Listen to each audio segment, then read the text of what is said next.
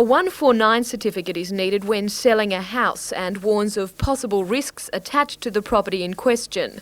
3 weeks ago, Lake Macquarie Council ordered that a lead contamination warning be applied to the certificates of around 1,800 properties in 5 Lake Macquarie suburbs. That outraged residents.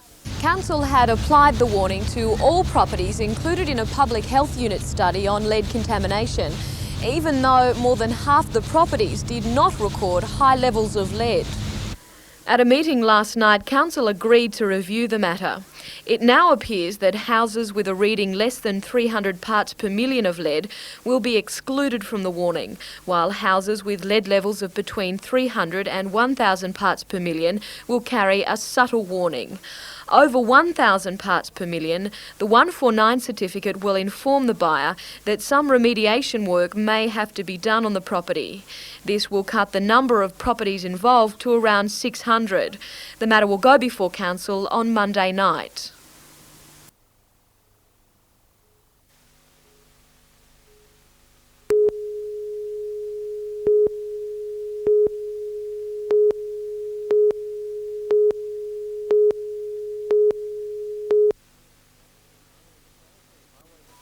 Highway Patrol Police in the United States use a variety of radar units made by several manufacturers. The one causing most concern is the handheld unit. Hundreds of American police officers are claiming that their cancers are directly attributable to microwave emissions from those radar units. Connecticut officer Thomas Malcolm lost a testicle to cancer. He used radar guns for 18 years. I had a very bad habit. If there was no cars coming, I took the gun and I placed it between my legs. The other officer in our department had the habit of holding it up like this. Right. And his cancer was in the right shoulder. Those reports have caused uneasiness among Australian Highway Patrol officers, but the Police Association says there's no cause for alarm. New South Wales Police don't use handheld models like their US counterparts, who would often leave the unit switched on while pointing at their bodies. Last year, the Department of Health tested the slant radars and the car-mounted KR-10s. The finding was that emissions from both were well below the Australian standard for occupational exposure. The Health Commission report concluded the operation of this equipment would not pose any microwave radiation health hazard. The association says other steps have been taken to standardise the positioning and use of the radars to further reduce the level of exposure.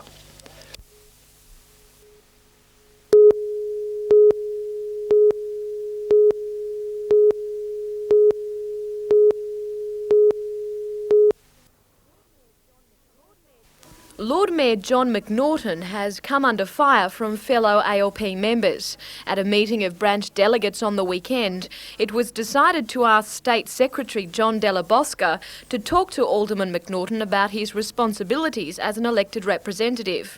That includes reminding the Lord Mayor that disloyalty to party members is cause for expulsion from the party. Mr Della Bosca told us today, though, that he won't be singling out Alderman McNaughton and says he has no reason to believe the Lord Mayor has ever been disloyal to the party. He will, however, be calling a meeting between all involved to try to sort out the infighting.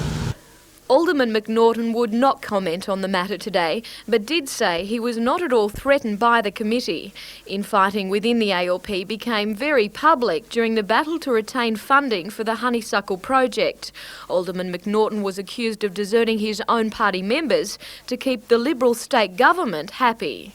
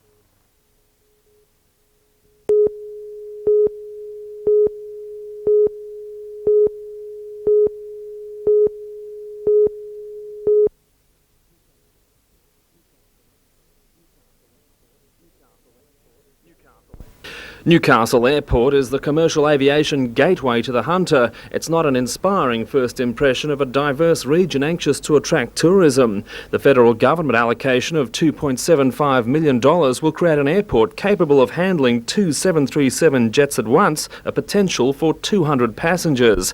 The airport lounge will be refurnished with double glazing, floor coverings and a bar bistro area. Car parking will be doubled and approach roads improved. The tarmac apron will also be expanded.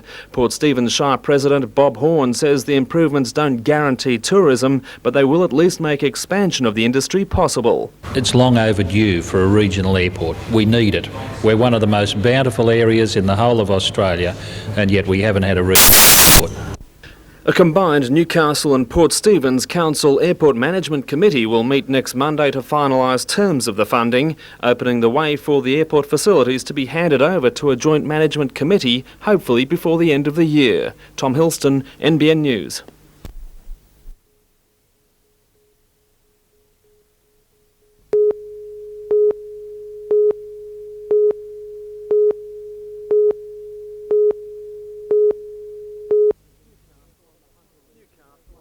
Newcastle and the Hunter region has one of the highest incidents of child abuse in the state. Newcastle police are expecting the Paradox phone-in to once again bring new cases to their attention. They don't look forward to the task, but they say the community must ensure children receive protection. They have information about a child or young person being physically or sexually abused. I think it's their responsibility to do something about that. If they don't, they're certainly not looking after the community. Police also say the public can contact their local child mistreatment unit at any time, separately to the 24-hour Operation Paradox hotline. The number in Newcastle on the Hunter is 049 290 640. Gosford and Central Coast residents should call 043 235 448.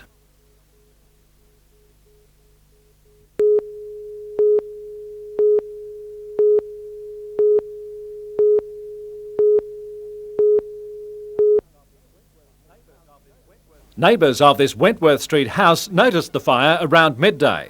They notified the brigade, and when the crew arrived, they found the Commission home well alight. The blaze had destroyed the kitchen and the lounge room, and there was heat and smoke damage to other rooms. Before the firefighters could get to work, though, they were confronted with another obstacle. On arrival, we were confronted by live electric wires arcing in the front yard, so we had to be aware of those before starting firefighting. It took the Glen Innes Fire Brigade 20 minutes to contain the blaze. The occupants were out at the time. Police and the fire brigade are unsure of the cause, but they don't think it was suspicious. I'd say the fire had been bottled up for some time. There was a lot of heat within the building. On our arrival, there was extensive heat had been built up. The fire was into its advanced stages when we did arrive.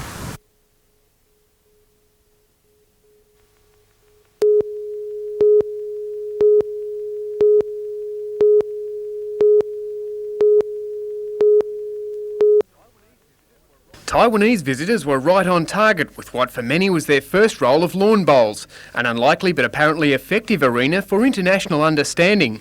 They're here for a no-frills taste of Aussie life, home hosted by locals who belong to the international exchange stay movement known as the Friendship Force. That's what we call kitchen diplomacy, and we're more concerned with the people, but not the country, so it's faces, not places. We go to see the people of the world. The visitors get to do as we do, and likewise when groups from here go overseas. Trips to Russia and Japan are in the offing. The Taiwanese are spending 2 weeks in Australia. Among the group, a dentist and his family, a radio DJ and bank clerk. All unofficial ambassadors making the most of their stay. Both? Very hard to play. I used to play golf. It's just like putting on the green, but it's too difficult.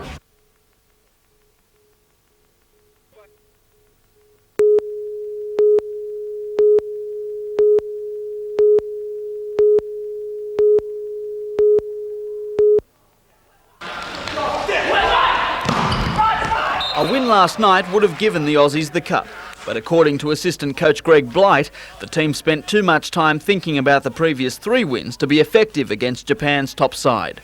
The omens weren't good for the Aussies. Power hitter Steve Lugg declared himself unavailable yesterday morning after straining a thigh. Japan settled quickly. Australia was soon on the back foot, trailing by 2 sets. They looked to the bench for inspiration, but all too often flashes of brilliance were dulled by inconsistency and errors.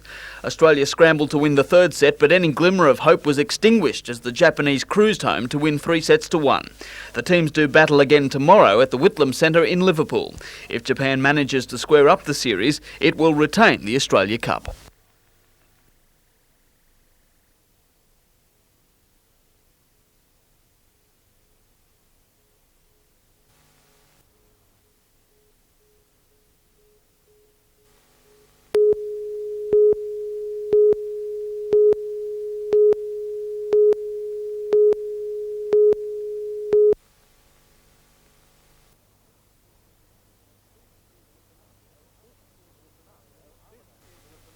This is the scenario Armidale police want to avoid.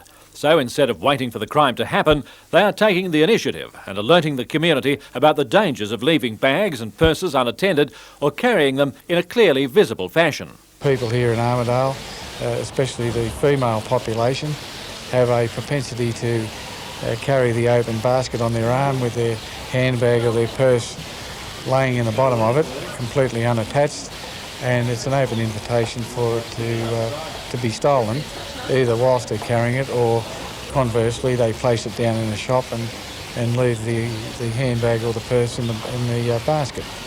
The campaign is complete with a poster asking, "Is someone which will be displayed around Armidale's central business district. It's not a huge problem, but it is a niggling problem caused by people not taking the proper security precautions when they're out shopping.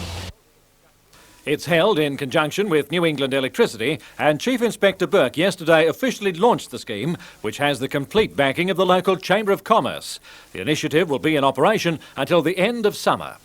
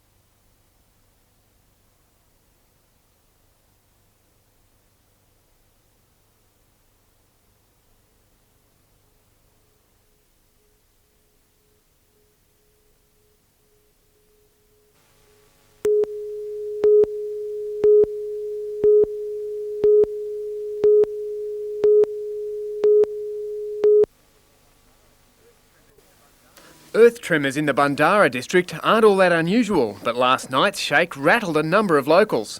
Sort of getting ready for bed, and my husband was already in bed, and we heard this rumbling, and I thought, well, you know, it may have been a strong wind about to start, and I was about to comment to him that, you know, maybe we're going to have a restless night with the wind blowing, but suddenly the whole house started shaking, the windows started shaking, and we both looked at one another and realised it wasn't wind at all. It was obviously a tremor. Sort of a roaring noise. I thought the fluid caught on fire in my heater, but it wasn't that, and sort of no time it was over. The tremor lasted several seconds. No damage was reported, but it was recorded by seismological equipment at the University of New England in Armidale.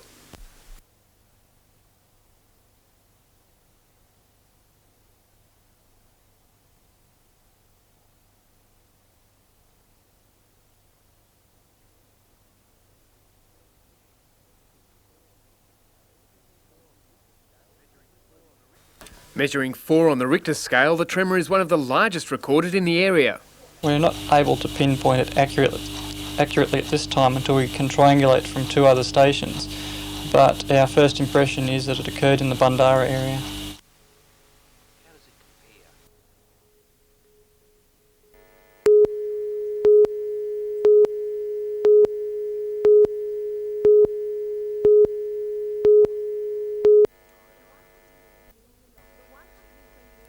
The $120 million Dartbrook joint venture is located in both Scone and Muswellbrook Shires.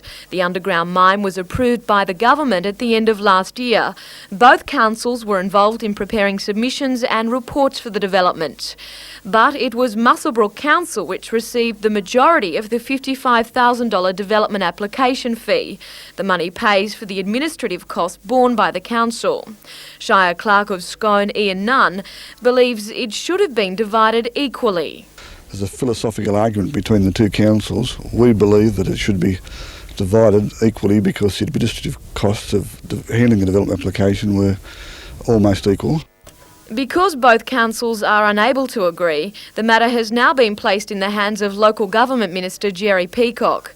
Today, lawyer for the Department of Planning, Christine Paul, met representatives from both councils on the site. She'll prepare a report for the Minister. Resolving the issue, however, won't be easy. The coal deposits from the mine are in Scone Shire, while the facilities and above-ground works are in Muswellbrook. A decision will be made within the next few weeks, and both councils agree it will be final. The last thing that we want is there be some sort of a friction between the shires of Muswellbrook and Scone, because we've always had a very close relationship within our workings in local government and also on a social basis. We couldn't see any point in entering a prolonged argument with our adjoining neighbours, the other councils, so we thought the easiest way was put it into the hands of the referee and we'd both accept his decision.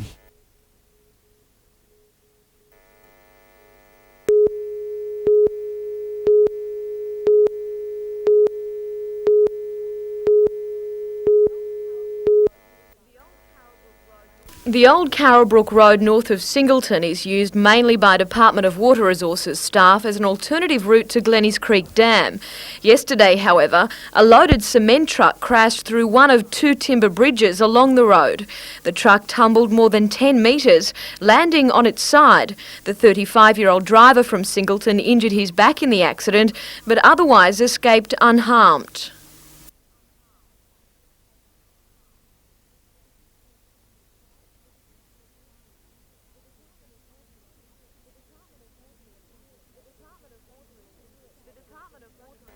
The Department of Water Resources has been constructing a weir at the dam, and a number of trucks were apparently using the route.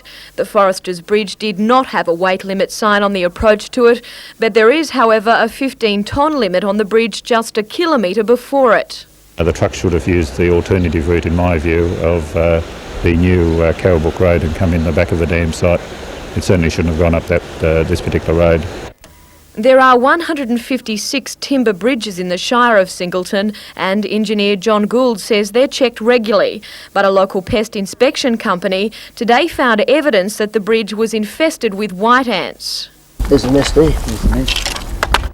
The truck, valued at more than $100,000, but early next week. But it's a virtual write-off, as its load of cement is now rock hard.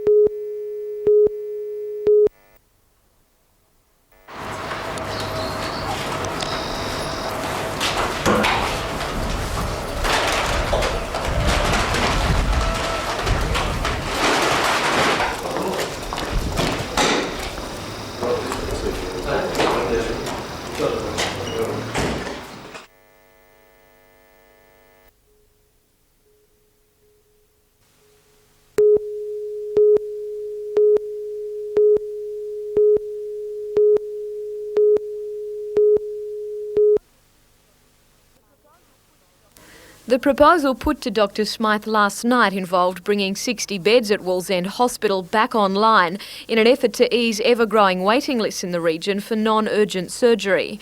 But Dr Smythe today described the proposal as seriously undercosted, saying Wallsend was not a viable option. It doesn't actually address the problem.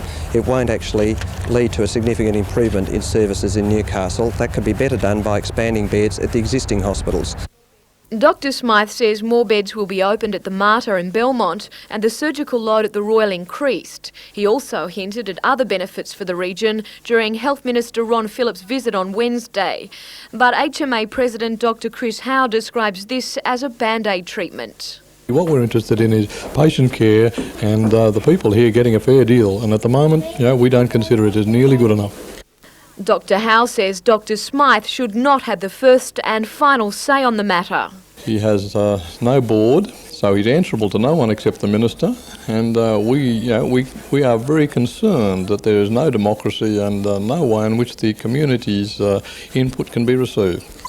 According to Dr Smythe, it's not a question of money, because even if he had the funds, he says he would not reopen Wallsend Hospital. And I believe, in fact, it's cruel to keep raising the hopes of some of the people on the picket line at Wallsend. The majority of people in Newcastle know that reopening Wallsend as an acute hospital is not the right solution. Jodie McKay, NBN News.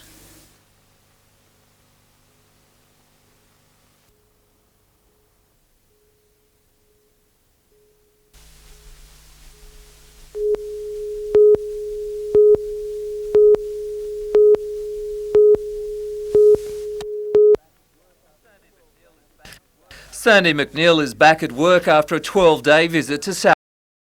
An accountant by profession, his passion is rugby union, and he was on cloud 9 at Ellis Park in Johannesburg last weekend. It was one of my highlights of my career. Perhaps the World Cup would definitely be my highlight, but very, very pleased to receive the appointment.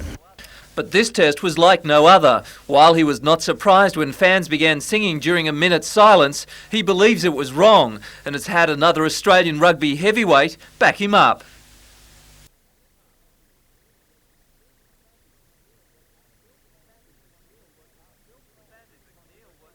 Sandy McNeil was himself the centre of controversy after the clash, criticised by the Springboks for his refereeing style. The coach was concerned with lifting in the line-outs, which is illegal.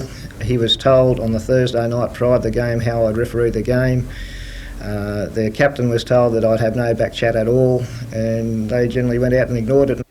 But for the 45-year-old Novocastrian, it was water off a duck's back. Sandy says the South Africans will have to adjust to international standards.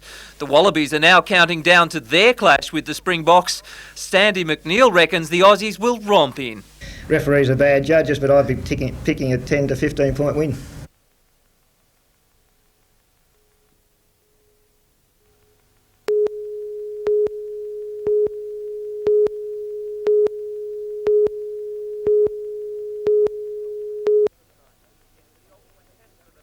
It's the ultimate test for the Knights. Never before has the young club made the semi-finals in first grade, and never before have they beaten the Broncos. Now would be a good time to do just that. I think it's probably come down to certainly this week and the following week against Canberra, so a very exciting time for the club, but a couple of very hard tasks in front of us. What sort of pressure have you put yourselves under, having to beat Brisbane for the first time in the history of the Newcastle Knights? Well, I don't think you can look at it to put too much pressure on yourself. I think the game itself will demand a very good performance against them up there to get a win, and we've approached things pretty normal for the weekend. We're just going to try and do our best on Sunday to come away with that milestone against Brisbane. Earlier in the year, the Knights went so close to snatching an historic win, a disallowed try, and Alfie Langer sealing the win for Brisbane. Last weekend's performance against the Gold Coast was anything but spectacular. A draw against the Wooden Spooners, where 2 points were up for grabs. But the Broncos aren't taking too much notice of that form. David Waite probably put a cracker underneath them and said, you're lucky to get a point away, and it's cost them dearly. I think they have to win their both games now, so they'll be very determined to beat us on Sunday. And even the added incentive for the Broncos, it's the last match at Lang Park, isn't deterring the Knights from the task ahead. I think we can still control our own destiny if we do win on Sunday, and that's what we'll be trying to do. Lovely.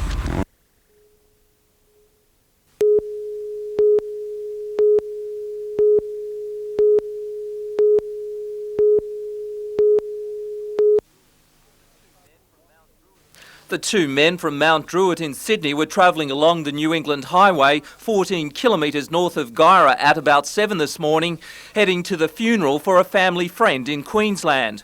Police believe the driver became disorientated with the sun in his eyes, lost control of the car and slammed into an oncoming semi-trailer. Invariably at this point of the roadway around Langdocklin and Ben Lomond with the hills and bends, whenever we do get an accident, it's generally a serious one, often resulting in fatalities. The men both in the front seat of the Sigma station wagon were killed on impact. Their names have not been released. A woman passenger in the back seat of the vehicle suffered multiple fractures. Her 2-year-old baby girl survived with just cuts and bruises. The truck driver suffered no physical injuries in the crash. In the last 6 weeks, 6 people have been killed on the road in the New England district. Police have urged motorists to take care. Peter Ryan, NBN News.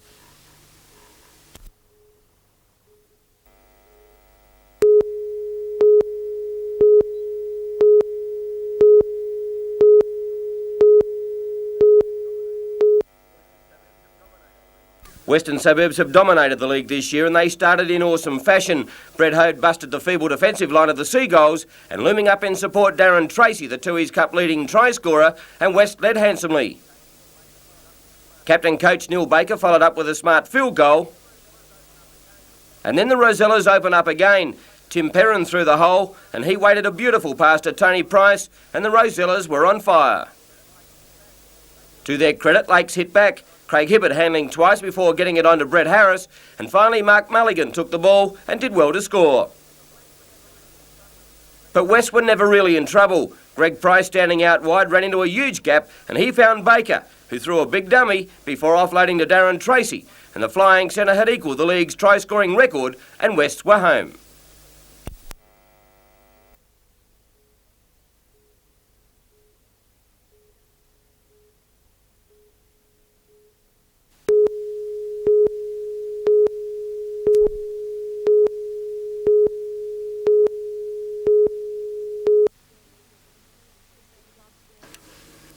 The Cubs, their leaders and parents invaded Old Sydney town in their hundreds. The group was taking part in their annual fun day. They come from all over the Hunter Valley, and it shows that Cub Scouts doesn't operate in a local area. It operates from all over the valley and it's a worldwide organisation. The Cubs had the chance to experience the Sydney of days gone by. They were out to meet other young people and, just as importantly, to enjoy each other's company. The kids got a lot of fun. They work together. They enjoy themselves together and they get a lot of fun from that.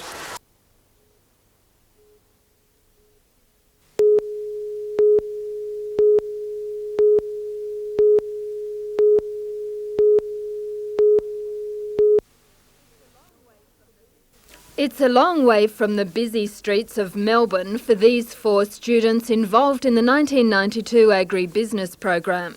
The program gives students a chance to experience different environments while at the same time learning about life on the land.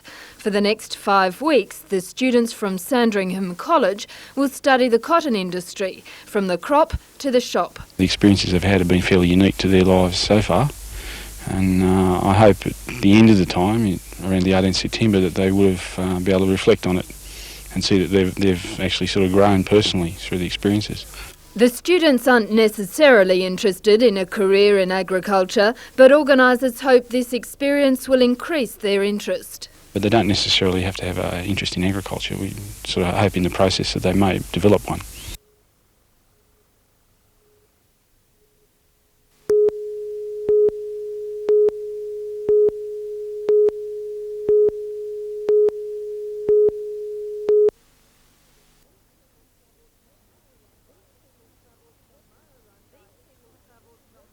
These people travelled from Murrurundi to Sydney to register their protest about the bank's decision to close the local branch of the Commonwealth on the 4th of next month. There's a second bank in town, the National Australia Bank. However, if residents want to stay with the Commonwealth, they'll have to travel an extra 40 kilometres to Scone. A delegation from Murrurundi Save Our Bank Committee today met with Commonwealth Bank General Manager Dick Perkins. After hearing their case, he told them there was no room to negotiate. The bank doors will close on the planned date. Mr Perkins says that business has been declining over a number of years, making the branch no longer viable. To reduce the inconvenience, General Manager Perkins says the Murrurundi Post Office and news agency have been made agents for the Commonwealth Bank. Jane Anderson, NBN News.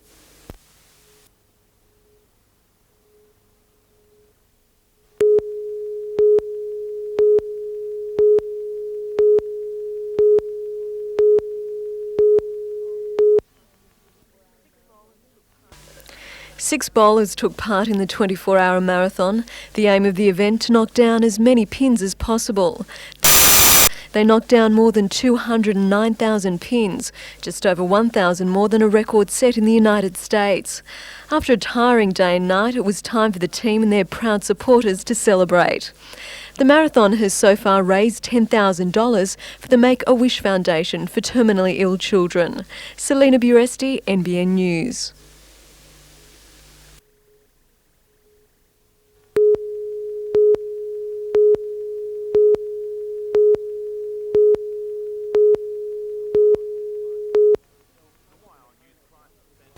The Wyong Youth Crisis Centre has helped hundreds of homeless young people over the years, but demands on its services have grown steadily. Demands made by young people like so-called street kid Carlton. If you don't have accommodation like this, where do you stay?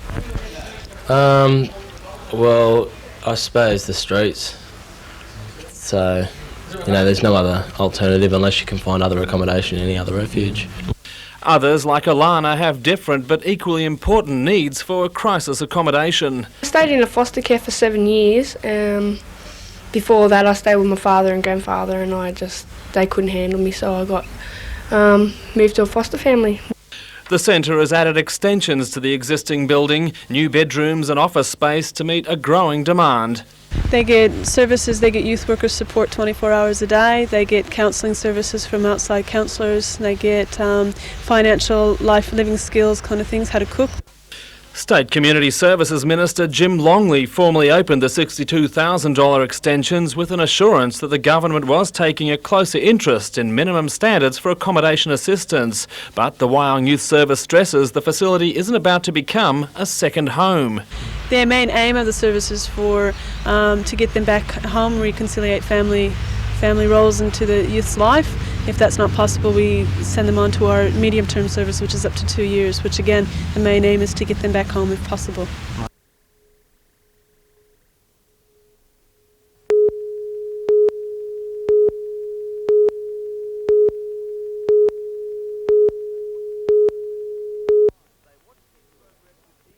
They watched his progress with eagle eyes, the boys and girls from Black Hill Primary.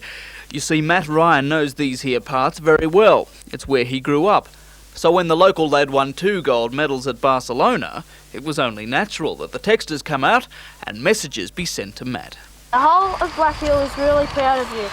Today, Matt gave them the chance to hold some Olympic history. It's a gold medal. It's really heartwarming stuff, you always been in the area, and sort of when you get recognised for doing something sort of with a bit of achievement into it, it's really nice. It's heartwarming. His gift, a T-shirt. You can cut it up if you like and burn it, but anyway, it's for you to do whatever you'd like, okay? I'll sign it in half a tick. And with Matt's moniker duly emblazoned on the back, it was time for a photo call. The class of '92. Barcelona! Anthony Griffiths, NBN News.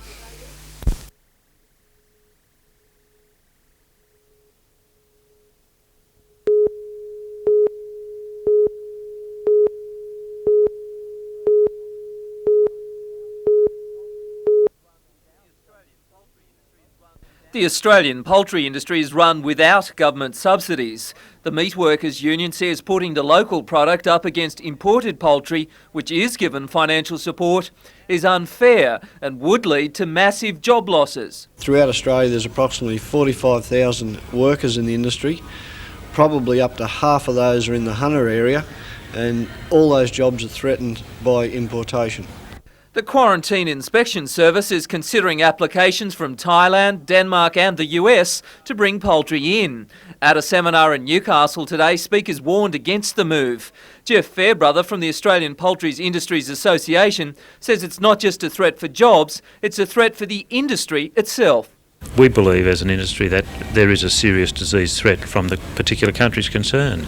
The association says why take any chances with the local industry, which itself has an international reputation for being clear of disease.